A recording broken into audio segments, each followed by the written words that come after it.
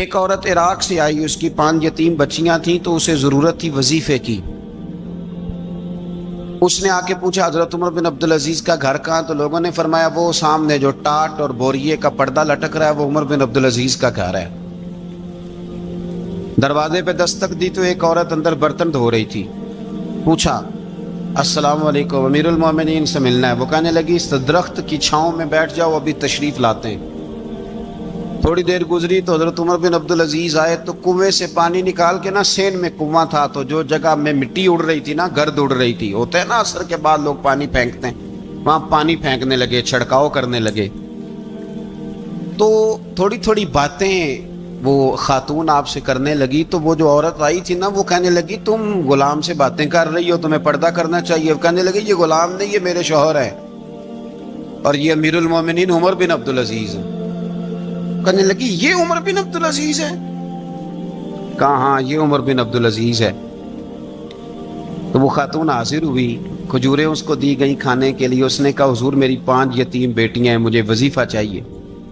جناب عمر بن عبدالعزیز نے ایک بیٹی کا نام پوچھا، ولدیت پوچھی، وظیفہ لکھا۔ عورت کہنے لگی اللہ تیرا شکر ہے میری بچی کا وظیفہ لگ گیا۔ دوسری کا نام پوچھا، ولدیت پوچھی، عمر پوچھی، وظیفہ لگایا۔ اللہ تیرا شکر ہے میری یتیم بچی کا وظیفہ۔ 4 بچیوں کے وظیفے عمر لکھتے رہے، خاتون اللہ کی حمد کرتی رہی۔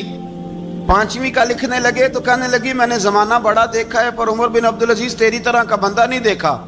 آپ فرمانے لگے اب میں 5ویں کا وظیفہ نہیں لکھتا، 4 کا وظیفہ جا کے گورنر سے منظور کرا لے اور 4 کو کہنا تھوڑا تھوڑا 5ویں کو بھی دے دے۔ حضور کیوں نہیں لکھتے؟ فرمایا جب تک تو حمد کے لائق رب کی حمد کر رہی تھی میں وظیفے لکھ رہا تھا، اب تو نے میری تعریفیں شروع کر دی۔ اپنی تعریف پر کیسے وظیفہ لکھوں؟ وہ تو حمد کے لائق ہے، اس کی حمد ہونی چاہیے، لیکن میں اپنی تعریف پر، اپنی خوشامد پر میں نہیں لکھتا۔ جا اللہ تعالیٰ تیری لیے بہتری کرے۔ وہ خاتون کہتی ہے میں وہاں سے آئی، مجھے مہینوں لگ گئے، سفر لمبا تھا، عراق پہنچی تو عراق کے گورنر کو جب میں نے وہ روکا دیا تو ان کی چیخیں نکل گئی، تڑپ کے روئے۔ میں نے کہا کیا ہوا؟ کہنے لگی بی بی جس نیک آدمی نے تجھے یہ لکھ کے دیا تھا نا، چند دن ہوئے ان کا انتقال ہو گیا۔ عمر بن عبدالعزیز پردہ فرما گئے۔ وہ خاتون پھر روئی، کہنے لگی یتیم بیٹیوں کا اب کیا بنے گا، اس رکے کا کیا بنے گا؟ تو آپ فرمانے لگے بی بی جب امیر عمر بن عبدالعزیز جیسا ہو تو گورنروں کو بھی اللہ کچھ توفیق دے ہی دیتا ہے۔ اگر انہوں نے تیرا وظیفہ زندگی میں لکھا تھا تو فکر نہ کر، جب تک میں زندہ رہوں گا وظیفہ پہنچتا رہے گا۔ آپ کے گورنر نے لکھا کہ حضرت صاحب گورنر ہاؤس کی عمارت کمزور ہو گئی ہے، نہیں بنا لوں؟ تو آپ فرمانے لگے تو عدل کا قلعہ کیوں نہیں بناتا، انصاف کی دیواریں کیوں نہیں کھڑی کرتا؟ فرمایا چھوڑ اینٹیں لگانا، عدل و انصاف کا قلعہ بنا۔ سب سے بڑی بات یہ تھی کہ بڑے پابند تھے صوم و صلات کے، دن کو تلاوت کرتے، رات کو عبادت کرتے، پنجگانہ نماز میں کھڑے ہوتے، اللہ کے خوف کی بات آتی تو چڑیا کی طرح پھڑ پڑاتے، ڈرتے۔ آپ کی اہلیہ کہنے لگی عمر بن عبدالعزیز یہ کیفیت کیسے ہوئی؟ فرمانے لگے ایک ذہن میں بات بیٹھ گئی تھی کہ رب نے حساب پوچھنا ہے اور میں نے حساب دینا ہے، تو جس کو پتا ہونا میں نے حساب دینا ہے اور مجھ سے کسی نے حساب پوچھنا ہے، پھر سمجھیں حساب دینا ہے اور کسی نے حساب پوچھنا ہے، حساب دینا ہے اور حساب، تو فرماتے ہیں جب یہ ذہن بن گیا نا کہ میں نے حساب دینا ہے اور رب نے حساب پوچھنا ہے تو بس پھر میں نے حساب کر کے رکھنا شروع کر دیا۔ پھر میں نے کوشش کی ہے کہ حساب کروں کہ نا انصافی نہ ہو جائے، ظلم نہ ہو جائے۔ ایک آدمی بڑی دور سے چل کے آیا، عرض کی حضور آپ کے گورنر نے میرا مال چھین لیا ہے، واپس نہیں کرتا۔ تو حضرت عمر بن عبدالعزیز رحمۃ اللہ نے رکا لکھا، فرمایا میں نے تو تجھے نیک آدمی سمجھ کے گورنر بنایا تھا اور تو لوگوں کے مال نہیں واپس کرتا، فوراً واپس کر۔ اس کے نام جب خط لکھا تو آدمی خوش ہو گیا۔ تو آپ فرمانے لگے اب یہ بتا تیرا آنے جانے کا خرچہ کتنا ہوا؟ عرض کی حضور کیا مطلب؟ آپ فرمانے لگے ایک تجھ پہ ظلم ہو اور دوسرا تیرے اوپر اور خرچے ڈالے جائیں۔ دیکھیں نا، ایک آدمی کی زمین پہ قبضہ ہو، پھر وہ وکیل کرے، پھر وہ گواہ اکٹھے کرتا پھرے، پھر وہ مسائل میں الجھ جائے۔ جناب عمر بن عبدالعزیز نے ہمیں ایک سوچ عطا فرمائی، فرمایا ایک تیرے اوپر ظلم ہوا، ایک تجھے اتنی تکلیف ہوئی یہاں آنے کی، اور ایک تیرا خرچ ہوا، بتا کتنے پیسے؟ عرض کی حضور میرا تو لاکھوں کا مال آپ نے واپس کرا دیا ہے، اب چھوڑے خرچے کو۔ فرمایا نا بھائی، یہ میرے رسول کائنات کا دین ہے، اس میں ہم ہر شے کا حساب کر کے رکھیں گے۔ تیرا خرچ ہوا ہے، تیرا خرچہ ہوا ہے، تجھے آنا پڑا، تجھے جانا پڑا۔ اور دنیا کے منصفوں، فیصلے کرنے والوں، تھوڑا خیال تو کرو، کتنے لوگ ہیں جو رول گئے بیچارے رستوں میں کچہریوں کے، جو عدالتوں کے چکر لگا لگا کے تھک گئے، جن کی اولادیں تڑپ اٹھیں، مکان بک گئے، انہوں نے اپنے حقوق کیا لینے تھے، ان کی تو باقی چیزیں بھی چلی گئیں۔ فرمایا خرچہ بتا کتنا ہوا؟ عرض کی حضور 60 دینار تقریباً۔ فرمایا اسے مال خزانہ سے 60 دینار بھی دو۔ پھر فرمایا میری جیب سے اسے 50 اور دو، تاکہ یہ آنے جانے میں مزید روٹی کھا سکے، گوشت کے ساتھ روٹی کھائے۔ اور پھر فرمایا معاف کر دینا، حکومت عمر بن عبدالعزیز کی تھی، پر تجھے بڑی تکلیف اٹھانی پڑی، اذیت اٹھانی پڑی۔ یارو اس رنگ میں اس شخص نے حکومت کی، اس انداز میں، اور سب سے بڑھ کر بنو امیہ میں سے تھے، لیکن میرے رسول پاک کی اولاد سے جو پیار، حضور کی نسل سے، کسی نے آپ کے سامنے کہہ دیا، امام جلال الدین سیوطی نے اس کو لکھا ہے، کسی نے عمر بن عبدالعزیز رضی اللہ تعالیٰ عنہ کے سامنے کہہ دیا یزید امیر المومنین تھا، مومنوں کا امیر تھا۔ فرمایا پکڑو اس بدذات کو 20 کوڑے مارو، پکڑو اس نالائق کو، اسے 20 کوڑے مارو۔ یہ نبی پاک کے خاندان کے قاتل کو امیر المومنین کہتا ہے؟ یہ فتویٰ جناب عمر کا۔ مولا علی شیر خدا کی اولاد میں سے ایک شہزادے آپ کے پاس آئے کسی کام کے لیے، تو عمر بن عبدالعزیز اٹھ کے کھڑے ہو گئے، ہاتھ باندھ دیے، کہنے لگے حضور ساری دنیا میرے پاس آئے، آپ نا ایک رکا لکھ دیا کریں یا پیغام دے دیا کریں، اس لیے کہ اس دھرتی پہ جو کچھ بھی ہے وہ مدینے والے رسول کا ہی صدقہ ہے۔ حضور کی اولاد سے پیار، نبی پاک صلی اللہ علیہ وسلم کے خاندان کے ساتھ محبت۔ حضرت عمر بن عبدالعزیز نے فلاح عامہ کے کام کرائے، بڑے بڑے سرائے بنائے، لوگوں کے ٹھہرانے کا بندوبست کیا، وظائف دیے غریبوں کو، مساجد بنائی، مدارس بنائے۔ آپ کو مجدد کہا جاتا ہے، نئے سرے سے تجدید کی، علماء سے پیار کیا، صدقات و خیرات کا ایک ایسا ماحول دنیا کے اندر بنایا کہ لوگ کہتے ہیں کہ ہم زکوٰۃ دینے کے لیے بندہ تلاش کرتے تھے، پر جناب عمر بن عبدالعزیز کے زمانے میں کوئی زکوٰۃ لینے والا میسر نہیں آتا تھا۔ ایک شخص ملا تو لوگوں نے اس کو اتنی زکوٰۃ دی، اتنی زکوٰۃ دی، اتنی زکوٰۃ دی، لوگ خوشحال ہو گئے، اتنی زکوٰۃ دی کہ اگلے سال وہ خود زکوٰۃ دے رہا تھا۔ حضرت عمر بن عبدالعزیز نے ایسا ماحول بنا کے لوگوں کو دیا، اس طرح کی نوعیت آپ نے لوگوں کو دی کہ خوشحالی نظر آنے لگی، ذمیوں کے، غیر مسلموں کے حقوق کا بھی تحفظ فرمایا۔ 39 سال عمر پائی، صرف نمازیں بھی پڑھ گئے، صدقے بھی دے گئے، عبادتیں بھی کر گئے، 2.5 سال حکومت بھی کر گئے، اللہ رسول کو راضی بھی کر گئے۔ عمر پائی 39، پورے 40 نہیں، 39 سال عمر پائی، اتنا کچھ کر گئے۔ ہم تو بھی انتظار میں رہتے، ہم تو بھی انتظار میں۔ اٹھ فریدہ ستیا تے داڑھی آ گیا ہی پور۔ اٹھ فریدہ، یہ ستیا کا مطلب بابا جی نے غفلت بیان کیا ہے، کہ مطلب یہ نہیں کہ سچی مچی سویا ہوا تھا، کہتے تو غافل ہے۔ اٹھ فریدہ ستیا داڑھی آ گیا ہی پور، اور اگا نیڑے آ گیا ہی، پیچھا رہ گیا ہی دور۔ 40 سال کی عمر میں آپ کو زہر دے دیا گیا، کچھ لوگوں کو برداشت نہیں نہ ہوا۔ ایک شخص آیا رکا لے کے، اس نے کہا حضور پچھلا خلیفہ میرے نام 20,000 دینار لکھ گیا ہے، پر وہ فوت ہو گیا ہے، تو آپ یہ رکا ہے، مجھے 20,000 دینار دے دیں۔ آپ فرمانے لگے سنبھال کے رکھ، شاید میرے بعد والا دے دے، رکا سنبھال کے رکھ، پر مجھ سے نہ امید رکھنا 20,000 دینار تو میں 20,000 گھر میں دوں گا اور 20,000 چولہے جلاؤں گا، میں ایک آدمی کو اتنا امیر کر دوں اور باقی لوگ دیکھتے رہے۔ آپ کو زہر دے دیا گیا، بیمار رہے، بچوں کو بلایا اور میں بیٹا میں جہنم سے ڈر گیا تھا، تمہارے لیے مال نہیں جمع کر سکا، बुज़दिल निकला, शदीद अलील हो गए। वो जो आयत मैंने पढ़ी है ना, आपकी अहलिया कहती हैं कि आखिरी वक्त आपकी ज़ुबान पर वो आयत जारी हुई, तिलका दारुल आखिरत नजअलुहा लिल्लज़ीना ला युरीदूना उलुव्वन फिल अर्दि वला फसादा वल आकिबतु लिलमुत्तकीन। फरमाया ये आखिरत का घर है, उन लोगों को मिलेगा जो ना ज़मीन में तकब्बुर करते हैं ना फसाद चाहते हैं। ये आयत पढ़ी और रूह परवाज कर गई।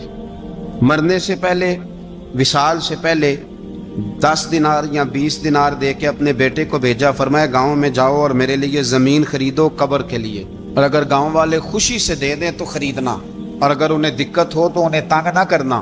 10 दिनार की ज़मीन खरीदने के लिए जब बेटा जाने लगा तो उसने कहा, हुजूर कुछ लोगों की ख्वाहिश है कि आपका जस्ते खाकी मदीने ले जाया जाए और नबी पाक अलैहिस्सलाम के पहलू में आपको दफन किया जाए।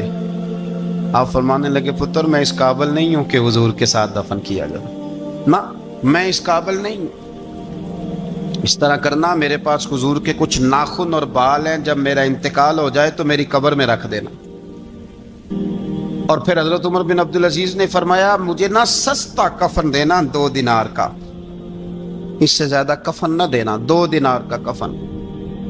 हुजूर आपका माल है कुछ पड़ा हुआ तो उसमें से अच्छा कपड़ा खरीदा जा सकता है। फरमाया ना भाई, 2 दिनार का कफन खरीदना। हुजूर क्यों? फरमाया इसलिए कि अगर मैं नेक हुआ तो अल्लाह मुझे जन्नत का लिबास अता फरमा देगा, अगर मैं बद हुआ तो ये भी तो फट ही जाएगा, चीर दिया जाएगा, कब्र तोड़ देगी पसलियां, लिहाजा मुझे महंगा कफन न देना। 2 दिनार का। आपके विसाल से कुछ अरसा पहले ना आपने एक कासिद भेजा, रूम के बादशाह के पास वो गया तो वहां उसने एक अजीब मंजर देखा कि वहां एक हाफिज़े कुरान नाबीना आदमी कैद है, उसकी आंखें मौजूद नहीं हैं और वो चक्की चलाता है, आटा पीसता है। उस कासिद ने उससे पूछा, तो यहाँ कब से है और ये तेरे साथ मामला कैसे हुआ? तो वो कहने लगा, मुझे इन्होंने गिरफ्तार कर लिया, फिर मुझे कहने लगे ईसाई हो जा। मैंने इनकार किया तो इन्होंने मेरी आंखें निकाल दी। अब मैं सुबह शाम ये थोड़ा सा काम करता हूँ, चक्की पीसता हूँ तो रोटी दे देते हैं। वो कासिद हजरत उमर बिन अब्दुल अजीज के पास आया और आके कहा, हुजूर एक इस तरह का मुसलमान रूम के बादशाह के पास कैद है, एक मुसलमान की तकलीफ। हजरत उमर बिन अब्दुल अजीज ने जब सुना तो रो पड़े, और मैं वो कैद है और वहां कैद है और हम यहाँ आराम से बैठे हैं। फौरन रुका लिखा, काशी से कहने लगे, वापस जा रूम के बादशाह को जाके कह के उस नाबीना कैदी को फौरन आजाद करे, वरना मैं एक ऐसा लश्कर भेजूंगा कि इतना बड़ा लश्कर भेजूंगा कि उसका पहला आदमी तेरे पास होगा और आखिरी मेरे पास होगा, और तुझे फिर वो बंदा छोड़ना पड़ेगा। तो अभी छोड़ दे, मैं तुझे पैगाम दे रहा हूं। वो कासिद कहता है, जब मैं रुका लेके पहुंचा, जाहिर है बड़ा लंबा सफर होता था, आने जाने में महीनों भी लग जाते थे। कहते मैंने रुका दिया तो उसने पढ़ा, कहने लगा मेरी तरफ देख के, रुका मैंने पढ़ लिया है, उलमा को जानते हैं, ताजर ताजरों को जानते हैं, तो बादशाह भी बादशाहों को जानते हैं, और मैं तुम मुसलमान हो मैं नहीं हूं, पर इतनी तुम इस दरवेश की कदर करते हो, मैं तुम सबसे बढ़कर कदर करता हूं। मैं इस बंदे को लश्कर लेके आने की तकलीफ नहीं दूंगा, मैं वैसे ही कैदी आजाद करने लगा, तुम ले जाओ। कहते मुझे चंद दिन वहां रहना पड़ा, कुछ लवाजमात थे जिनके लिए रुकना पड़ा। एक दिन मैं शाह रूम के दरबार में गया तो वो तख्त से नीचे उतर के रो रहा था और उसकी हिचकी बंधी थी और उसके सीने से आवाज निकल रही थी। मैंने पूछा लोगों से क्या हुआ, कहने लगे खुद ही पूछ लो। मैंने जाके कहा, बादशाह क्या हुआ, क्यों रो रहे हो? तो कहने लगा, आज धरती का हुस्न उठ गया है, आज सिंगार खत्म हो गया, आज धरती का हुस्न उठ गया। मैंने कहा क्या हुआ? कहने लगे, उमर बिन अब्दुल अजीज इंतकाल कर गए, तुम्हारा अमीर चला गया। तो मेरे दिल में ख्याल आया, मैंने आह भरी, मैंने कहा फिर हमारे लिए क्या हुक्म है? तो फरमाने लगे, वो चलता फिरता राहब था, लोगों के पास कुछ नहीं होता तो वो फकीर होते हैं, पर उसके कदमों में तो खजाने थे, पर वो फिर भी फकीर था। فرمایا اس کا حکم اگر میں زندگی میں مانتا تھا تو مرنے کے بعد بھی بات مانی جائے گی، تمہارا قیدی بھی تمہیں واپس کیا جائے گا اور عمر بن عبدالعزیز کی بات بھی سنی جائے گی۔ کسی نے حضرت عبداللہ بن مبارک سے کہا آپ بڑے زاہد ہیں، آپ نے دنیا چھوڑ دی۔ فرمایا میں تو عالم فاضل ہو کے زاہد ہوں، زاہد تو اصل میں عمر بن عبدالعزیز تھے جو بادشاہ ہو کے زاہد تھے۔ مالک بن دینار بھی کہتے تھے وہ بادشاہ ہو کے زاہد ہیں۔ ان کا انتقال ہوا تو خواجہ حسن بصری فرمانے لگے آج دنیا سے بہترین آدمی چلا گیا۔ حضرت سیدنا امام احمد بن حنبل فرمایا کرتے تھے جو عمر بن عبدالعزیز کا ذکر کرے رب تو اس پر بھی رحمت نازل فرمائے گا۔ ارے یہ تو وہ شخص ہے کہ جب تک موجود تھا تو حسن موجود تھا، اور آج بھی ان کا ذکر کریں تو اللہ دلوں میں نور پیدا کر دیتا ہے۔ حضرت عمر بن عبدالعزیز رحمت اللہ علیہ تو وہ نیک آدمی تھے کہ ایک شخص آپ سے گفتگو کر رہا تھا، سرکاری بات چیت ہو رہی تھی تو چراغ بھی سرکاری جل رہا تھا۔ اس نے پوچھا حضور چلے سرکاری بات تو ختم ہوئی، طبیعت کیسی، حال کیا؟ فرمایا ٹھہر جو، ایک چراغ بند کر کے دوسرا جلا لیا۔ اس نے کہا حضور یہ کیا؟ آپ فرمانے لگے وہ سرکاری چراغ تھا، یہ میرا ذاتی ہے۔ جس شخص نے اتنی باریک بینی کے ساتھ تقوی اختیار کیا ہو، نبی پاک سے اتنی محبت کی ہو، دعا کرتے ہیں اللہ ان پہ کروڑوں رحمتیں فرمائے، اللہ ان پہ بے حساب برکتوں کا نزول فرمائے۔ دو باتیں حضرت عمر بن عبدالعزیز کی زندگی میں ہمیشہ غالب رہی، ایک تو دنیا ہونے کے باوجود دنیا سے دل نہیں لگا، یہ دو باتیں آپ نے یاد رکھنی۔ دل نہیں لگایا دنیا سے، مال تھا، دولت تھی، پر وہ اس چکر میں نہیں پڑے کہ یہ مہنگا جوڑا میرے گھر کیوں نہیں، یہ اعلیٰ کار کیوں نہیں، اب یہ والا میں نے گھر، ایک اینٹ پر دوسری اینٹ نہیں رکھی ساری زندگی، چونکہ وہ سمجھتے تھے زندگی مختصر ہے تو 40 سال کی زندگی میں ہی کمال کر گئے۔ اور دوسرا حضرت عمر بن عبدالعزیز نے ہر وقت ایک چیز اپنے ذہن میں رکھی کہ مجھے اللہ کے سامنے کھڑے ہونا۔ اللہ تبارک و تعالیٰ نے پھر ایک خوبصورت انسان بنو امیہ کی حکومت تھی، اسی میں سے ایک خوبصورت دھلا ہوا، سجا ہوا، سمرا ہوا، خوشبو والا، میٹھا بھی، ٹھنڈا بھی، پیارا بھی، نیک بھی، متقی بھی، اصول والا بھی، رسول اللہ علیہ السلام کا غلام حضرت عمر بن عبدالعزیز۔ اللہ تعالیٰ نے یہ مرد مجاہد پیدا فرمایا۔ آپ مدینہ شریف میں پیدا ہوئے، آپ کے جو والد گرامی تھے وہ مصر میں گورنر تھے۔ حضرت عمر بن عبدالعزیز رحمت اللہ تعالیٰ علیہ کی جو والدہ ہیں وہ حضرت عمر فاروق کی پوتی ہیں، تو آپ کی رگوں میں فاروقی خون بھی تھا۔ حضرت عمر بن عبدالعزیز رحمت اللہ تعالیٰ علیہ کے والد گرامی نے آپ کو مدینے میں پڑھنے کے لیے چھوڑا۔ حضرت صالح بن کیسان ایک عالم اور محدث تھے، ان کے پاس آپ نے تعلیم پائی، اور جناب عمر بن عبدالعزیز رحمت اللہ تعالیٰ علیہ کے والد اگرچہ مصر میں تھے لیکن آپ کو مدینہ میں رکھا، آپ نے مکمل تعلیم حاصل کی، علم حاصل کیا، چھوٹی سی عمر میں قرآن پاک کے حافظ بھی ہو گئے۔ پھر جب بڑے ہوئے تو اللہ نے یہ موقع دیا، چونکہ خاندان کی حکومت تھی تو آپ مدینہ شریف کے گورنر بنے، اور مدینہ منورہ کے ساتھ ساتھ آپ کو طائف کی حکومت بھی ملی، مکہ مکرمہ کی حکومت بھی ملی۔ پھر بعض جگہ پہ تو یہ ہے کہ آپ نے خود کسی وجہ سے استعفیٰ دیا، اور بعض جگہ یہ ہے کہ سازش کر کے آپ کو معزول کیا گیا۔ لیکن حضرت عمر بن عبدالعزیز نیک بڑے تھے، پرہیزگار بڑے تھے، پر خوش لباس بھی بڑے تھے۔ خادم کو جب بھیجتے تھے نا بازار تو کہتے تھے جو سب سے مہنگا جوڑا ہو وہ خرید کے لانا۔ خوشبو بہترین استعمال کرتے تھے، جب گزرتے تھے تو لوگوں کو پتہ چلتا تھا کہ کوئی عام نہیں گزرا، عمر بن عبدالعزیز گزرے۔ جب تک گورنر رہے، جب تک خاندان میں رہے، ماحول اور رہا۔ سلیمان بن عبد الملک خلیفہ جب جانے لگے تو انہیں وصیت کر دی کہ میرے بعد عمر بن عبدالعزیز خلیفہ ہوں گے۔ یہاں تو لوگوں کو عہدہ ملے تو لوگوں کی کیفیت بدل جاتی ہے نا، لیکن جب حضرت عمر بن عبدالعزیز کا اعلان ہوا تو رونے لگے، ایک کونے میں بیٹھ کے رونے لگے، فرمانے لگے مجھے امید نہیں تھی کہ وہ اتنا بڑا بوجھ میرے کندھوں پہ ڈال کے چلا جائے گا، اتنے سارے لوگوں کا بوجھ، اتنے سارے لوگوں کی آزمائش۔ خیر چونکہ وصیت تھی، آپ کی بیعت لی گئی، بیعت لینے کے بعد آپ منبر پہ چڑھے تو فرمایا لوگوں میں تمہیں آزاد کرتا ہوں، اگر تم میرے علاوہ کسی کو حکمران بنانا چاہو تو مجھے کوئی اعتراض نہیں ہے. لوگوں نے کہا نہیں آپ ہی ہمارے حکمران ہوں گے. حضرت عمر بن عبدالعزیز دنیا اسلام کے اندر ایسی مثال ہیں، اچھی طرح سمجھ لیں کہ جب حالات اب نہیں اب تر ہو گئے تھے، بد نہیں بدترین ہو گئے تھے، اور بڑے بڑے لوگوں نے عجیب ماحول گھڑ لیے تھے، اس ماحول میں آئے. لمبی نہیں 2.5 سال حکومت کی صرف، لیکن لوگوں کو حضرت صدیق اکبر کی یاد آنے لگی، لوگوں کو سیدنا فاروق اعظم کیا. آپ کی جو بیوی تھی وہ بھی بادشاہ کی بیٹی تھی، بادشاہ کی بیوی بھی بن گئی. پہلے دن اپنی بیوی سے کہا کہ اب ہم بن گئے ہیں امیر، اب ہمارے ذمے بہت ساری ذمہ داریاں ہیں، اب حالات اس طرح کے نہیں ہوں گے جس طرح کے پہلے ہوا کرتے تھے، اب تمہیں میرا ساتھ دینا ہے، اپنا سارا زیور دو، میں بیت المال میں جمع کرانا چاہتا ہوں. یہ بڑا مشکل کام ہوتا ہے کسی خاتون کے لیے. سارا مال وہاں جمع کرا دیا.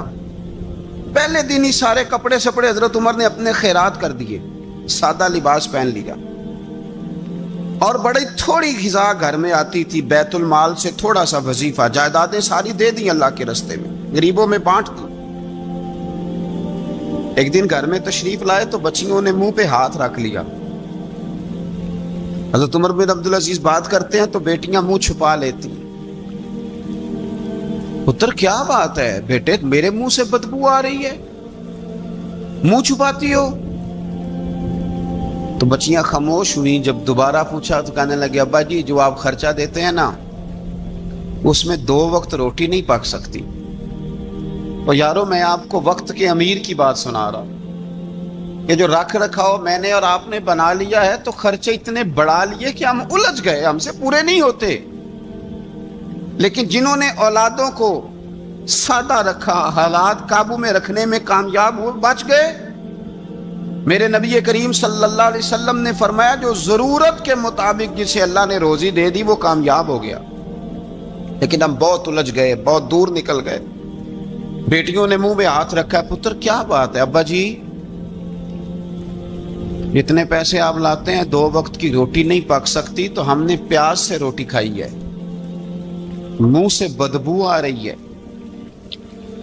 تو اس لیے آپ کے سامنے منہ نہیں کھولا کہ آپ کو کراہت ہوگی. تو حضرت عمر بن عبدالعزیز آنکھوں میں آنسو تو آئے پر کہنے لگے یا اللہ تیرا شکر ہے کہ جس جگہ میں اپنی اولاد کو کھڑا کرنا چاہتا تھا میری اولاد وہاں کھڑی ہو گئی ہے.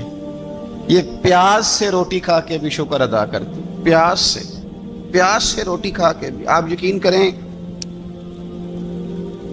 میرے ابا جی میری والدہ سے کہتے تھے کہ بڑولے میں گندم میں نے ڈلوا دی ہے، یہ میری ذمہ داری تھی، اب اچار کا ایک مرتبان بنا لے تو انشاءاللہ گرمیاں مسئلہ کوئی نہیں. میں نے دیکھا ہے انہیں پیاز سے روٹی کھاتے،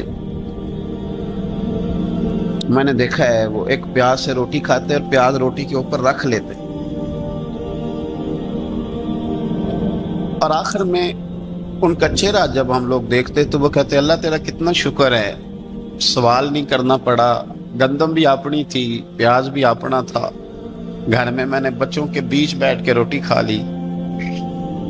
اور یوں لگتا تھا کہ وجود بھی ان کا سارا شکریہ ادا کرتا ہے صرف زبان میں.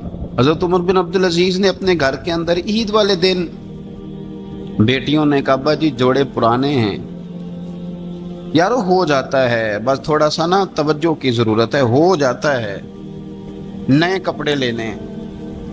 اب ایک گھر میں شادی ہوتی ہے تو اس گھر سے تعلق رکھنے والے ہر گھر میں شادی سمجھنے شروع ہو گئی. لاکھوں روپے کا مال صرف کپڑوں پہ، جوتوں پہ اور ان کے لوازمات پہ لگتا ہے. غربت کیسے ختم ہوگی؟ حالات کیسے ٹھیک ہوں گے؟ پردیس میں جانے والے واپس کیسے آئیں گے؟ کس طرح یہ ماحول ٹھیک ہوگا جب اخراجات اتنے بڑھا لیے جائیں؟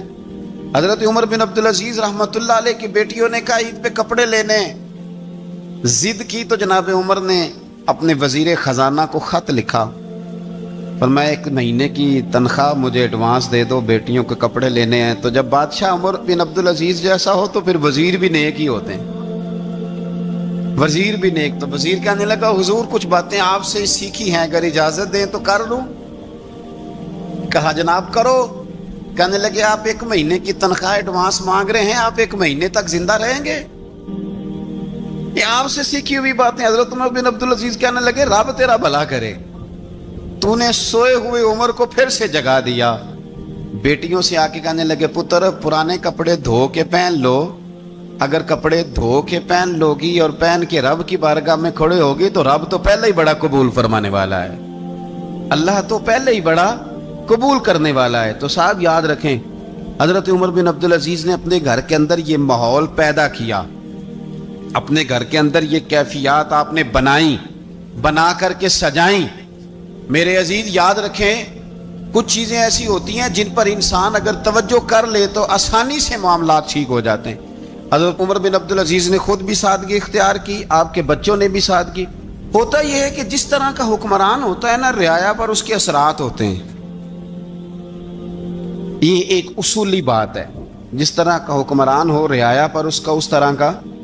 ولید بن عبد الملک جب حکمران تھا نا تو اسے عمارتیں بنانے کا بڑا شوق تھا، بڑی بڑی بلڈنگیں کھڑی کرنا، بڑے بڑے محلات بنانا. تو اس زمانے میں ہر آدمی بلڈنگ کی بات کرتا تھا، ہر آدمی جو ہوتا تھا وہ کسی نہ کسی نئے مٹیریل کی بات کرتا تھا، نئے نقشے کی بات کرتا تھا. جب سلیمان بن عبد الملک حکمران بنا تو سلیمان بن عبد الملک جو تھا اس کو شوق تھا شادیاں کرنے کا. یہ بھی شوق ہوتا ہے بادشاہوں. اس زمانے میں لوگ شادی کی بات کرتے تھے، نکاح کی بات کرتے تھے، بیاہ کی بات کرتے تھے. تو پورے ماحول کے اندر ایک چیز پیدا ہو گئی تھی. لیکن جب حضرت عمر بن عبدالعزیز کا زمانہ آیا تو وہ راتوں کو عبادت کرتے تھے، وہ وظائف پڑھتے تھے، وہ قرآن پاک کی تلاوت کرتے تھے، وہ اللہ کا ذکر کرتے تھے. تو پھر ایک ماحول بن گیا جو ذکر الہی کا ماحول تھا، پھر ایک ماحول بن گیا جو تقوی کا ماحول تھا، پھر ایک ماحول مرد وجود میں آیا جو پرہیزگاری کا ماحول تھا. عام عوام بھی اللہ کے ذکر کی باتیں کرنے لگی، عام ماحول بھی اس طرح. حضرت عمر بن عبدالعزیز نے سب سے پہلا یہ کام کیا کہ بادشاہی پروٹوکول ختم کرائے. ختم ہو گئے پروٹوکول. آپ نے فرمایا کوئی شاہی خاندان کا بندہ آئے تو کسی کا کوئی پروٹوکول نہیں ہے، میرا بھی کوئی پروٹوکول نہیں ہے. بلکہ آپ نے فرمایا کسی خطیب کو، کسی امام کو اجازت نہیں کہ میرا نام لے کے میرے لیے دعا کرے. سب مسلمانوں کے لیے دعا کرنا. فرمانے لگے الحمدللہ میں مسلمان ہوں، جب تم مسلمانوں کا نام لے کے دعا کرو گے تو میں بھی اندر ہی آ جاؤں گا. اضافی طور پر نام لے کے دعا کرنے سے بھی روک دیا. حضرت عمر فاروق رضی اللہ تعالیٰ عنہ خادم سے کہنے لگے بوڑھی سے پوچھو. تو پوچھا اماں السلام علیکم. وعلیکم السلام. اماں کیا بات ہے؟ تو اماں کہنے لگی جاؤ دوڑو، تمہیں کیوں بتاؤں، دیہات کی سیدھی سادی بی بی، جاؤ بھاگ جاؤ. کہا نہیں اماں مہربانی کرو اندر تو آنے دو. بڑی منت کے بعد اماں مانی. عمر فاروق عام آدمی نہیں جس سے دنیا کامتی ہے. حضرت عمر اندر گئے. اماں کیوں پریشان ہو؟ تو اماں کہنے لگی تمہیں کیوں بتاؤں، میرا اپنا دکھ ہے. چل اماں بتا دے، تیری مہربانی. تو اماں کہنے لگی میں ایک بیوہ ہوں، بے اولاد ہوں، کوئی میرا سہارا نہیں. مجھے عمر فاروق سے بڑی شکایت ہے. میرے اوپر 25 دینار کا قرضہ چڑھ گیا ہے اور 3 دن ہو گئے میں نے روٹی نہیں کھائی، اور عمر نے میری خبر نہیں لی. حضرت عمر کو پتہ چل گیا لوارث ہے، اس کا کوئی 2 4 10 ہزار ووٹ کوئی نہیں. ایک کو میکے سے 6 مربے نہیں لے کے آئی، ایک اکیلی تنے تنہا. اور بھائی جب اللہ کا خوف ہوتا ہے تو پھر انسان ان غریبوں کو بھی مناتا ہے. پھر ریڑی والے کی بھی اہمیت بڑھ جاتی ہے، پھر رکشے والے کی قدر بھی بڑھ جاتی ہے. حضرت عمر فاروق رضی اللہ تعالیٰ عنہ کہنے لگے اماں عمر سے شکوہ ہے؟ کہاں؟ جناب عمر کہتے ہیں میں نے ایک جملہ کہا تو اماں نے تو مجھے لاجواب کر دیا. میں نے کہا اماں عمر کو کیا پتا کہ تو بھوکی ہے اور مقروض ہے، اسے کیا خبر؟ تو اماں کہنے لگی کیا کہا تم نے؟ عمر کو خبر نہیں، اسے پتا نہیں؟ تو عمر سے کہو نا چھوڑ دے حکومت، اس کے حوالے کرے جو خبر رکھ سکتا ہے. کیوں بیٹھا ہے پھر؟ ہمارے حکمران کہتے ہیں ابھی میں صدمے میں ہوں، نکلوں گا تو بات کروں گا. نہ ادھر ادھر کی تو بات کر، یہ بتا کہ قافلہ کیوں لٹا. مجھے رہزنوں سے غرض نہیں، تیری رہبری کا سوال ہے. ہاں تجھے جواب دینا پڑے گا. حضرت سیدنا عمر فاروق رضی اللہ تعالیٰ عنہ سے اماں کہنے لگی نہیں خبر رکھ سکتا تو حکومت کیوں کرتا ہے, چھوڑتا کیوں نہیں؟ تو حضرت عمر کہتے ہیں میں کانپنے لگا. دوڑے گئے جناب عمر. میں نے کہا اس اماں کا 6000 ووٹ نہیں کہ اس کی قدر کی جائے. یہ اماں کوئی بہت آکسفورڈ یونیورسٹی کی ڈگری ہولڈر نہیں کہ اس کی بات مانی جائے. کہ لاوارث اور بیوہ بی بی. عمر دوڑے گئے, گھر سے اناج کا تھیلا کندھے پہ رکھا, 25 دینار بھی لیے, پکا پکایا کھانا بھی لیا. خادم کہنے لگا حضور مجھے دے دے میں اٹھا لیتا ہوں. تو حضرت عمر فرمانے لگے چل وعدہ کر قیامت کے دن بھی میرا بوجھ اٹھائے گا.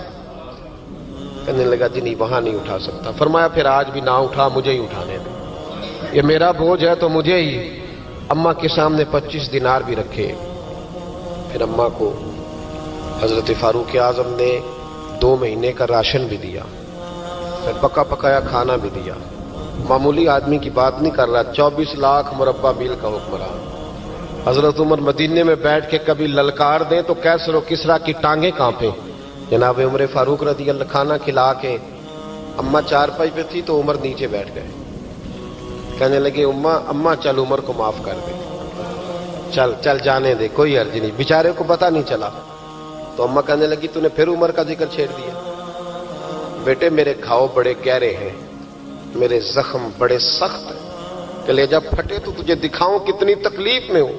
میں تو پکا ہوا پھل ہوں, کسی وقت بھی دنیا سے چلی جاؤں گی. میں نے عمر کو معاف نہیں کرنا. جب میں قبر میں جاؤں گی نا, نبی کریم علیہ السلام آئیں گے تو میں عمر کی شکایت کروں گی. میں کہوں گی حضور اس سے پوچھئے یا رسول اللہ بیوہ اور بوڑھی کا خیال ہی نہیں کیا. تو آپ کے غلام کہتے ہیں میں نے عمر کو کبھی اتنا روتے نہیں دیکھا جتنا آج روئے. کہنے لگے اماں عمر کو میں جانتا ہوں وہ کمزور ہے, یہ شکایت نہ لگانا, وہ کمزور ہے, مقابلہ نہیں کر سکے گا, یہ شکایت نہ لگانا, چل معاف کر دے. تو اماں کہنے لگی اچھا تو مجھے کچھ اچھا لگتا ہے, جا تیری خاطر عمر کو معاف کیا. تو پیارا لگا ہے, جا معاف کیا, تیری خاطر معاف کیا, تیری خاطر عمر کو معاف کیا. حضرت عمر فاروق کہنے لگے مجھے لکھ کے دو. کون اتنے جتن کرتا ہے, کون؟ کسی سے کہنا جا اپنی اماں کو منا لے, تو کہتے ہیں نہیں میری غلطی کوئی نہیں تو مناؤں کس بات پہ, ہمیں تو 20 دلیلیں آتی ہیں.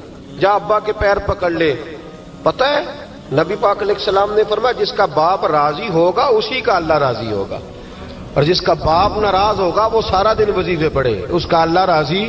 یہ ابو داؤد شریف کی حدیث ہے. نہ جی بڑی مہربانی پیسے نہ لائیے گا. اب بات سنیں, وہ بھی میں سمیٹنے کی طرف آ رہا ہوں, ختم کر رہا ہوں, آپ میری بات پہ توجہ رکھیں.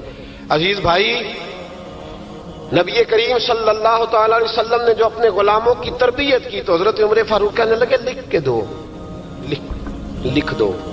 تو اماں کہنے لگی آپ لکھیں میں سائن کر دیتی ہوں, آپ لکھ دیں میں سائن کرتی ہوں. حضرت عمر نے لکھا فلاں بنت فلاں کو عمر سے شکایت تھی. پھر انہوں نے عمر کو معاف کر دیا. اماں سائن کرنے ہی لگی تھی کہ مولا علی شیر خدا آ گئے, حضرت عبداللہ ابن مسعود آ گئے.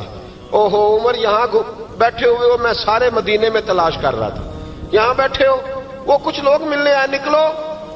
اماں نے سنا کہ یہ عمر تھے تو اماں اٹھ کے کھڑی ہو گئی.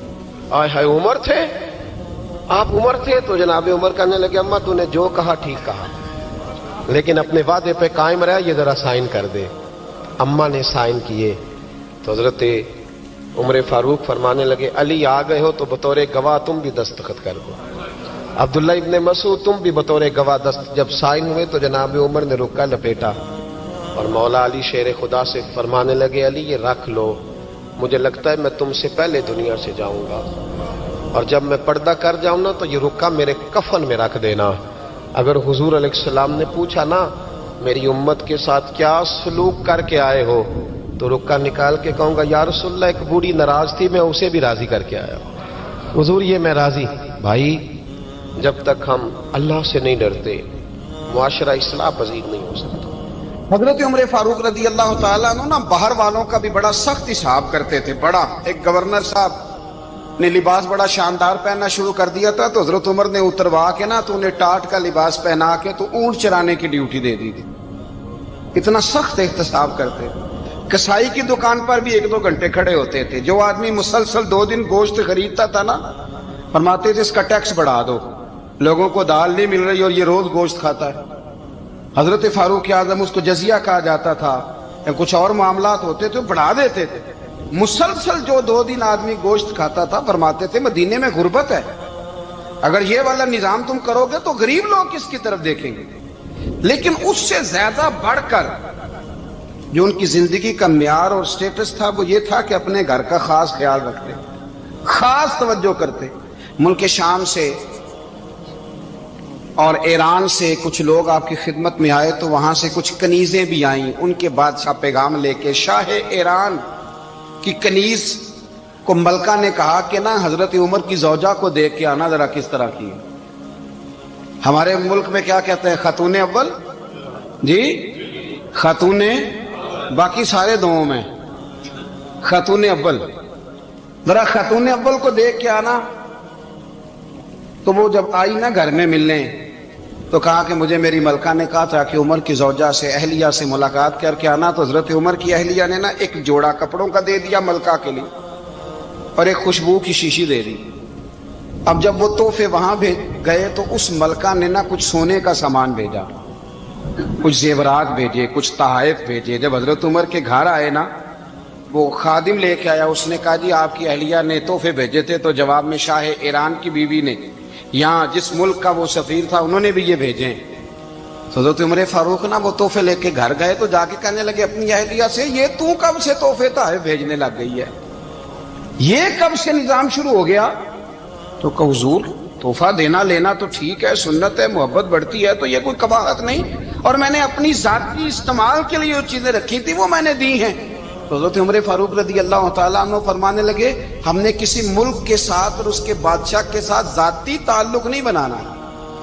تعلق جو بھی بنے گا رسول اللہ کے دین کی برکت سے بنے گا. ذاتی رشتے نہیں ہم نے قائم کرنے. ذاتی آپ کے ملک کی جو ایئر لائن جس کا ہر سال خسارے کا ڈنڈورا پیٹا جاتا ہے نا، وہ ہمارے بادشاہ صاحب اور صدر صاحب اگر غیر ملکیوں کو گھوڑا کبھی بھیجنا ہو نا، گھوڑا، تو پورا ایک جہاز گھوڑا لے کے تحفے میں جاتا ہے. پورا جہاز غریب قوم کا یہ سرمایہ. اور قوم بڑی بادشاہ ہے، لائنوں میں لا کے ووٹ دیتی ہے. 2 کام ہمیشہ لائن میں لا کے کرنے، ایک بل لائن میں لا کے جمع کرانا ہے اور ایک ووٹ لائن میں لا کے، تاکہ پھر پورے 5 سال لائن میں ہی لگے رہیں. مرضی سے آپ ووٹ دینا، پر جو بات درست ہے اس کو سنو.